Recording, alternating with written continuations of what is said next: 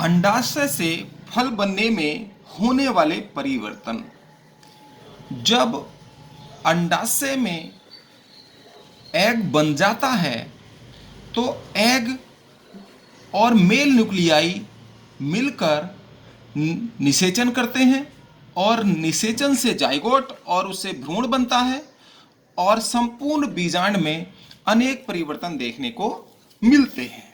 देखिए, सबसे पहले एक बात समझ लीजिए, जो ओवरी है, अंडाशय है, अंडाशय से फल बनता है, फल का विकास अंडाशय से होता है, और जो ओवरी वाल है, ओवरी वाल से यानी अंडाशय की भित्ति से फल भित्ति बनती है, जिसे हम पेरिकार्प कहते हैं।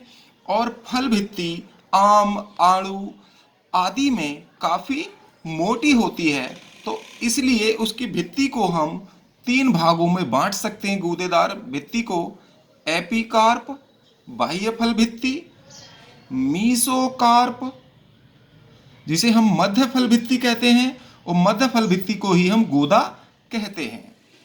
ये फ्लैशी पार्ट होता है, मांसल भाग होता है गूदा, जिसको हम कहते हैं, यही खाने के काम आता है। फिर आता एंडोकार्प, अंतः फल भित्ति। ये 3 प्रकार की भित्तियां अंडाशय की भित्ति से बनती हैं। ध्यान रखेंगे, एपिकार्प, मीसोकार्प और एंडोकार्प ये ओवरी वाल से बनते हैं।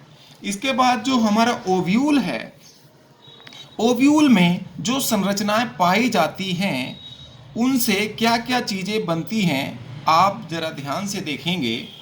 इसको हम ओव्यूल बना रहे हैं, ये हमने एग सेल बनाई, एग सेल के साथ सिनर्जिड्स बना दिए, इधर एंटीपोडल्स और ये सेकेंडरी न्यूक्लियस। इसके अतिरिक्त यहां माइक्रोपाइलर एंड बना रहे हैं,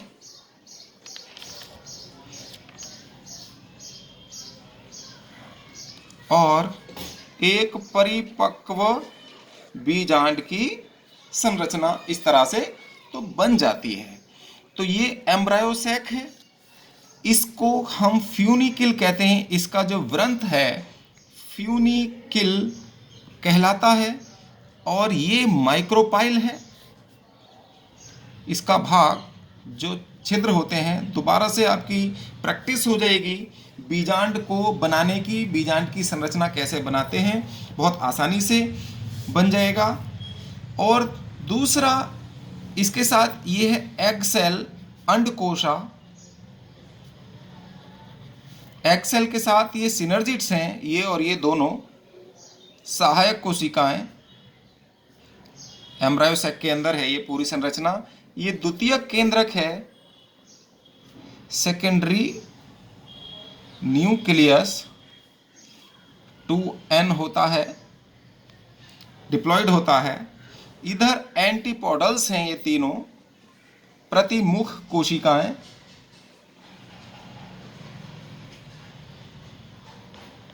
एंटीपोडल्स हैं, इसका धंसा हुआ भाग हाइलम कहलाता है, और हाइलम के ऊपर का भाग रेफे कहलाता है। माइक्रोपाइल की दूसरी ओर का भाग चैलेजा कहलाता है, निभाग कहते हैं। ये संपूर्ण भाग जो बीजांडकाय है, इसको न्यूसेलस या बीजांडकाय कहते हैं। ये न्यूसेलस है, और इधर आउटर और इनर इंटेगुमेंट हैं। ये आउटर और ये इनर इंटेगुमेंट्स हैं, यानी बाह्य त्वचा या बाह्य आवरण और आंतरिक आवरण। अब हम देखेंगे कि किससे क्या बनता है। देखिए, माइक्रोपाइल जैसा है ये पूर्व की भांति ऐसी रहेगा, और बीजांड में क्या परिवर्तन देखने को मिलता है कि बीजांड से स्टाक बनता है, यानी कि व्रंत का निर्माण होता है। हाइलम ऐसी ही रहेगा, हाइलम में कोई परिवर्तन नहीं होगा, सिनर्जिड्स नष्ट हो जाती हैं, एग सेल से एम्ब्रायो बनेगा।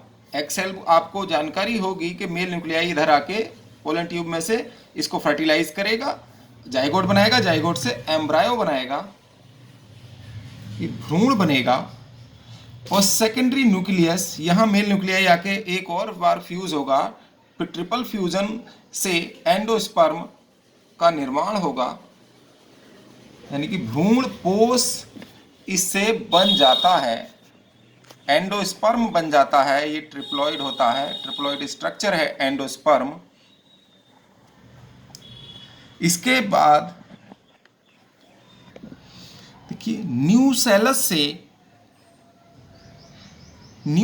से आपको पूर्व में भी बताया कि पेपरी मेम्ब्रेन बन जाती है, जिसे हम पेरिस्पर्म कहते हैं। परी भ्रूण पोष का निर्माण होता है। एंटीपोडल्स भी या तो निषेचन से पहले ही नष्ट हो जाती हैं या बाद में नष्ट हो जाती हैं। रेफ ऐसे ही रहता है। और इसके बाद बीजांड में ये जो आउटर और इनर मेम्ब्रेन है, ये सीड कोट बनाती हैं,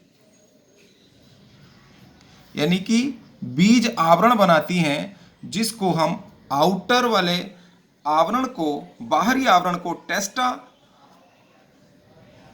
और अंदर के आवरण को टैगमैन कहते हैं।